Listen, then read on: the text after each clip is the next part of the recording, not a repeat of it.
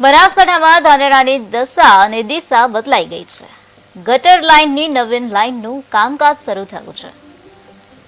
ભાજપ શહેર પ્રમુખની રજૂઆતનું પરિણામ આવી ગયું છે। પુલ પર લાઇટની ભેટ નગરવાસીઓને મળી છે। સામરવાડાવાળો રસ્તો ચાલુ કરવાની પણ માંગણી ઉઠી છે।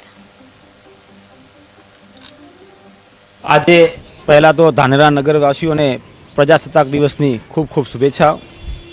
ધાનેરા નગરપાલિકામાં રજૂઆત કરવામાં આવી હતી કે ધાનેરા રેલવેનો ઓવરબ્રિજ બનેલો છે તેના ઉપર વર્ષોથી લાઇટ બંધ હતી અને સરદાર વલ્લભભાઈ પટેલ સાહેબના જે પ્રતિમા મૂકેલી છે એના બાદ 3 રસ્તા આગળ ત્યાં જે ફાઉન્ટેન ફુવારો બનાવેલો છે એ પણ બંધ પડેલો હતો।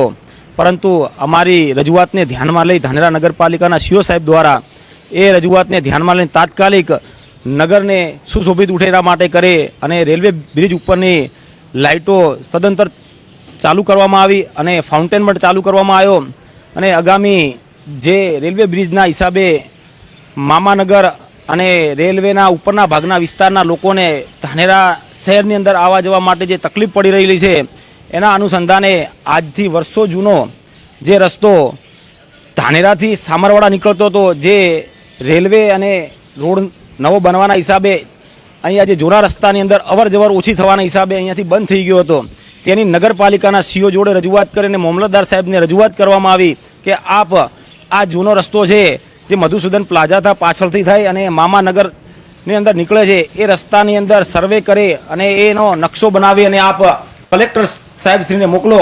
જે કલેક્ટર સાહેબ ઉપર રજૂઆત કરી અને આ રસ્તાની અંદર રેલવે નીચેથી અંડરબ્રિજ થાય તો જેના હિસાબે જે આ નગરના ઉપરના વિસ્તારમાં રહેતા લોકોને અવર જવર માટે જે તકલીફ પડી રહેલી છે એ તકલીફ ઓછી થાય અને નાના વ્હીકલ